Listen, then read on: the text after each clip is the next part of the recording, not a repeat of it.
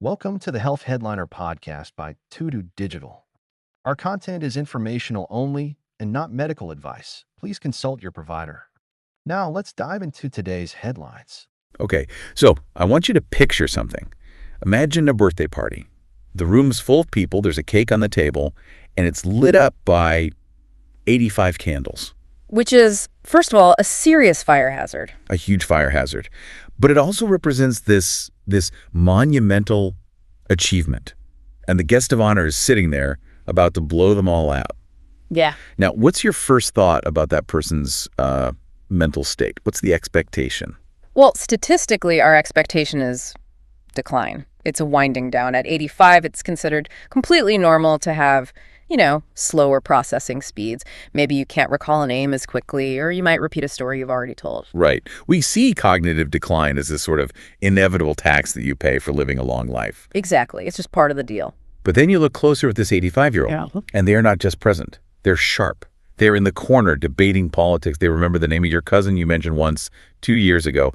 Their mind is just, it's working like someone in their 50s. And that's when we stop talking about normal aging and start talking about SuperAgers. These are the people who, for those of us in neuroscience, are the ultimate puzzle. They seem to have found a loophole in biology. For so long, the conversation about them was all about lifestyle, right? It was, they must do the crossword every day, or it's because they eat kale smoothies. We want to believe it's something we can control. It's the nurture argument, and it's comforting. And don't get me wrong, lifestyle is incredibly important. But scientists have always had this nagging suspicion that something else was going on, that maybe, just maybe, their biological engine is fundamentally built differently. And that is what brings us to the mission of this deep dive. We're not talking about anecdotes today. We're looking at a huge, groundbreaking study that just came out in January 2026 in the journal Alzheimer's and Dementia. It's a really big deal. This is from Vanderbilt University Medical Center, led by Dr. Leslie Gaynor, and the scale is just unprecedented. They analyzed data from over 18,000 participants. 18,000. So we're moving way beyond just interesting stories. We're moving into hard statistical evidence. Yeah. And that scale finally allows us to ask a question we couldn't really answer before. Is being a SuperAger the result of winning the genetic lottery? And they looked at one gene in particular, a gene called APOE. You've probably heard of it in a more negative context, usually related to Alzheimer's risk. Right. But this study flips that on its head. Instead of asking what makes us sick, it asks what keeps these very specific brains so young. So today we're going to unpack the genetics, the biology, and some really surprising findings about how this all plays out across different racial groups. And just as a heads up, the answer isn't as simple as just good genes. It's about resilience, resistance, and a much bigger picture of what it takes to even reach that age in the first place. Okay, let's start with part one. Defining the players. The term SuperAger sounds like a compliment, but in this study, it's a very strict clinical classification. Oh, absolutely. The bar is set incredibly high. You can't just be a spry 80-year-old. First, you have to be 80 years or older. That's the entry ticket. But the really tough part is the cognitive test. To be a SuperAger, your episodic memory, that's your ability to recall events, the episodes of your life, it has to be at or above the average for someone aged 50 to 64. Wait, I want to pause on that because it's so important. You are physically 85, but your memory is performing as well as someone who is 55. That's a 30-year gap between your biological age and your cognitive age. It is effectively a form of cognitive time travel. Wow. And it doesn't stop there. You also have to have normal executive function for your age. So no problems with planning or decision-making. And of course, absolutely no diagnosis of dementia or even what we call mild cognitive impairment. So these are the cognitive elite. They are pristine, clinically speaking. We're the gold standard, the absolute peak of what successful aging can look like. Okay, so that's the who. Now let's talk about the what. This gene, APOE. For anyone who, hasn't thought about genetics since high school, what does this thing actually do? So APOE stands for apolipoprotein E. In the body, its main job is basically logistics. It's like a delivery truck, packaging, and moving fats and cholesterol around in your bloodstream. Right, a transport system. Right. But in the brain, it has a much more specialized and much more important role. It's involved in repair, maintenance, and cleanup. The brain's janitor. That's a great way to put it. It's one of the key players in clearing out metabolic waste, and one of the most important pieces of waste it clears is a protein called beta amyloid. And that's the stuff we hear about with Alzheimer's, right? The sticky plaque. That's the one. It's this toxic protein that clumps together in the brains of Alzheimer's patients. You want an efficient system for getting rid of it. The problem is, and this is the entire basis of the study, is that the APOE gene isn't one size fits all. It comes in different flavors. Exactly. There are 3 main versions or variants. We call them epsilon 2, epsilon 3, and epsilon 4. Which you can think of as the good, the neutral, and the bad. That is the perfect shorthand. Let's start with the bad, because it's the most famous one. That's the epsilon 4 variant, or E4. The story's villain. From a brain health perspective, yes. Carrying the E4 variant is the single strongest genetic risk factor for developing late-onset Alzheimer's. The janitor, in this case, is just not very good at his job. He's slow, lets the amyloid trash pile up, and tends to stir up inflammation. So it doesn't mean they'll definitely get Alzheimer's, but it stacks the deck against you. Significantly. Then you have the baseline, epsilon 3. This is the most common one in the population. It's considered neutral. Your janitor shows up, does an average job. It doesn't hurt you, but it doesn't give you any superpowers either. And that leaves the hero, the one this study was really focused on. Epsilon 2. This is the rarest of the 3, and it's widely thought to be protective. If you have the E2 variant, your janitor is a superstar. He's incredibly efficient at clearing out that amyloid waste and keeping everything in good working order. It's associated with a much lower risk of Alzheimer's. So the researchers at Vanderbilt had this clear question. They're looking at these SuperAgers and they're wondering, is there incredible memory because they just managed to avoid getting the bad gene, the E4? Or is it something more? Is it because they actively possess the good gene, the E2? In other words, is being a SuperAger just about not having bad luck? Or is it about having a specific, powerful biological advantage? Before we get to the answer, we have to talk about how incredibly difficult this study was to even pull off. You said SuperAgers are rare. How do you find enough of them to study? That has always been the problem in this field. It's the bottleneck. A single university might have a few dozen people who fit the criteria. You can't draw major genetic conclusions from that small a sample. So what was the solution? How did they get to 18,000 people? They used a brilliant strategy called Harmonization. They worked with a huge collaborative group. It's a mouthful. The Alzheimer's Disease Sequencing Project, Phenotype Harmonization Consortium. We'll just call it the consortia. Yes, let's. The consortium basically gave them access to the data from 8 different, very large, long-running studies on aging from all over the country. Things like the religious orders study. I've heard of that one. Exactly. And the adult changes in thought study, among others.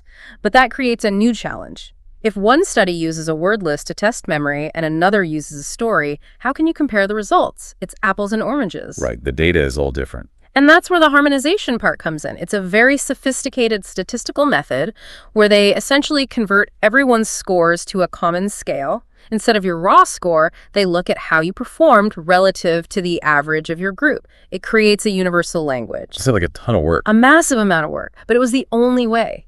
And by doing that, they were able to sift through all 18,080 people and identify exactly 1,623 who met that strict SuperAger criteria. And that number, 1,623, finally gave them the statistical power they needed. And they did something really smart. They didn't just compare SuperAgers to people who were already sick with Alzheimer's. No, and this is the crucial distinction. That comparison is too easy. Of course they'll look different. The really interesting question is, how does a SuperAger's genetic profile compare to a perfectly healthy, cognitively normal 80-year-old? You're trying to find what separates the exceptional from just the healthy. The A-plus students from the A students. That's where the secrets are. Okay, let's get into those secrets. Part 3, the genetic advantage. And the study was careful to break this down by ancestry, so let's start with the largest group in the study, the non-Hispanic white participants. Right. So first they looked at the villain gene, the E4 risk variant, and the results were exactly what you'd predict, but even stronger. SuperAgers were about 68% less likely to be carrying that E4 gene compared to people with Alzheimer's. Which makes sense. If you have the high-risk gene, you're less likely to make it to 80 with a perfect memory. Precisely. But here is the really surprising part. The SuperAgers were also 19% less likely to carry that risk gene than the cognitively normal 80-year-olds.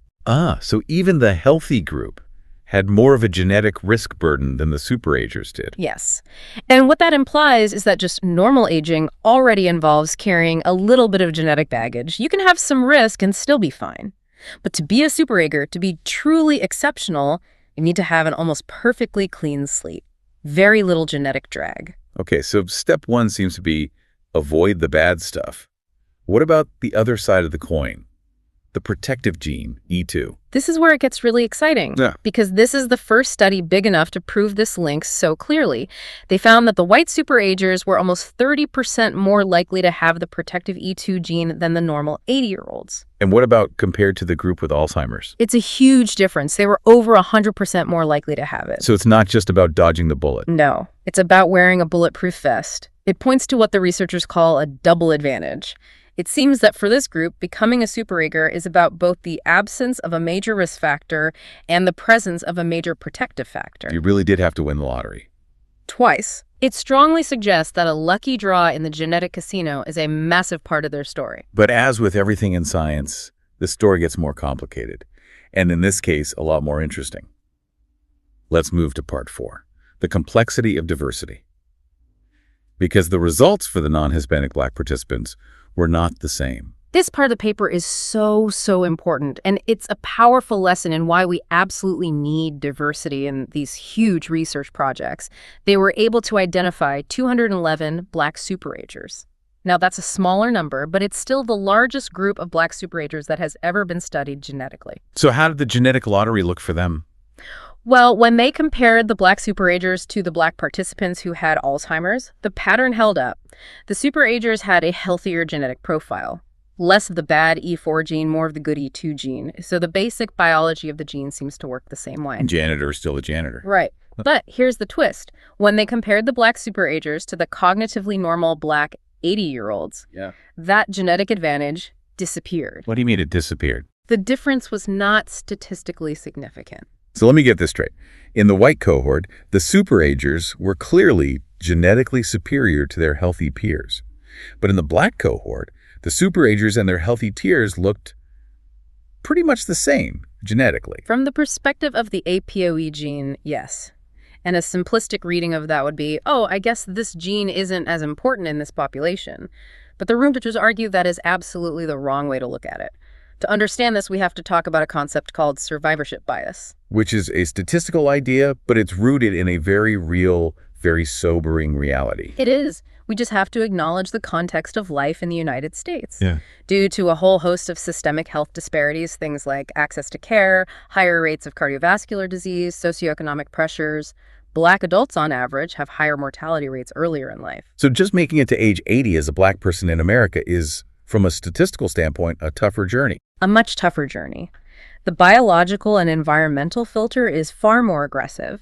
So the argument the paper makes is that any Black adult who lives to be 80, whether we label them a SuperAger or just cognitively normal, is already by definition an incredibly resilient person. So the control group itself isn't an average group at all. Not at all. They're already survivors, the best of the best, just to have gotten there. Exactly. They are a hyper-selected group. And because that baseline for survival and resilience is already so high, the additional genetic advantage that the APOE gene might confer on the superagers gets washed out in the data. The normal group is already so strong that the supergroup doesn't stand out as much, at least on this one genetic measure. That completely reframes the finding. It means you can't just take a discovery from one ancestry group and assume it works the same way for another. The context of life matters. It matters immensely. It tells us that resilience is not just a gene in a vacuum. It's a product of your biology interacting with your environment, your society, your history.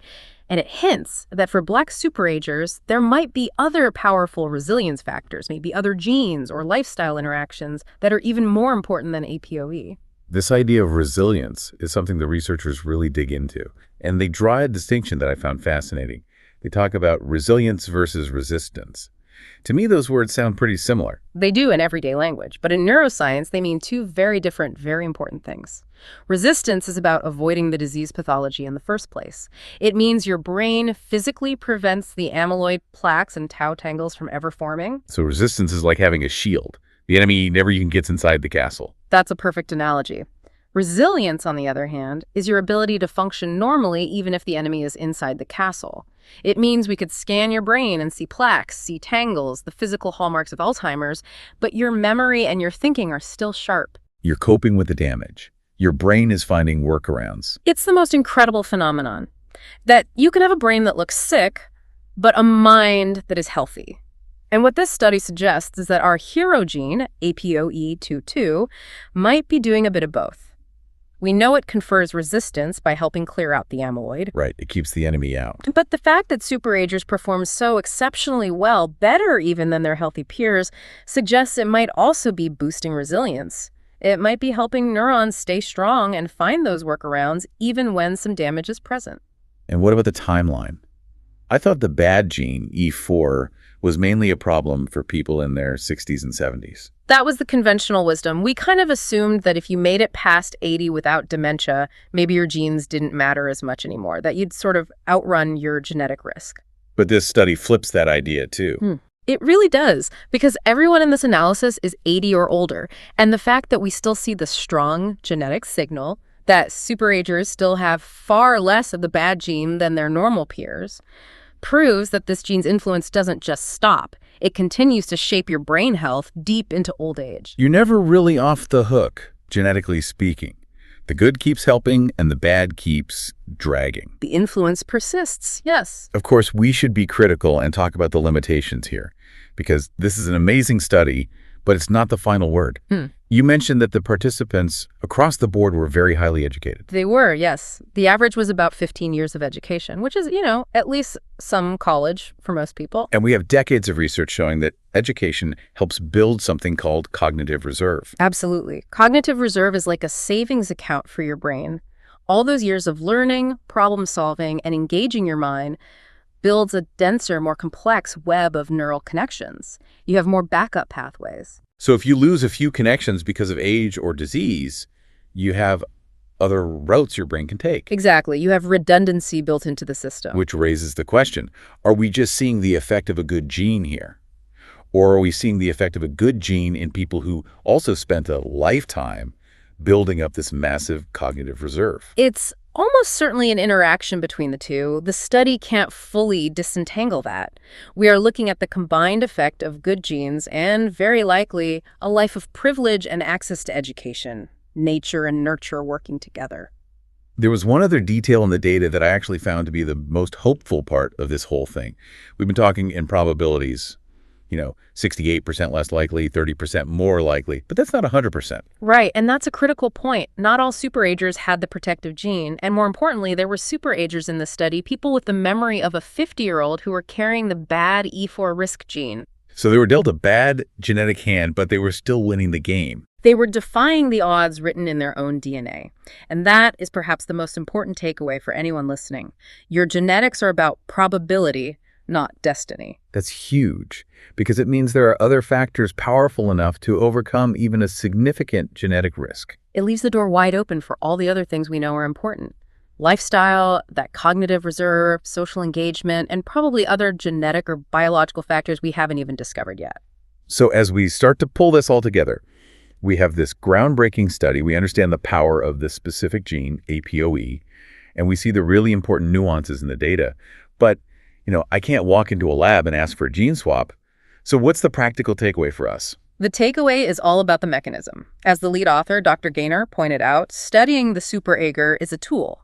It's a way for us to find the specific biological pathways that lead to resilience. So if we can figure out how the good E2 gene is protecting the brain, we might be able to develop a drug that mimics that action.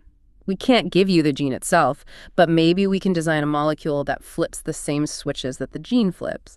Maybe we can artificially boost that cleanup system. We're reverse engineering the lottery winners to help everybody else. That is the entire promise of precision medicine. We're trying to identify the exact biological levers that promote health so we can learn how to pull them for everyone. It really does change the narrative around aging. It's not just this passive, inevitable decline. It is an active biological process with components we can identify, study, and hopefully, one day, influence. And it proves why these huge collaborative studies are so vital. We would never have seen these subtle genetic patterns, especially the crucial differences between the ancestry groups, if we were still just looking at a few dozen people at a time. So to summarize this deep dive, SuperAgers are a real biologically distinct group. They often have a powerful double advantage in their genetics, low risk and high protection.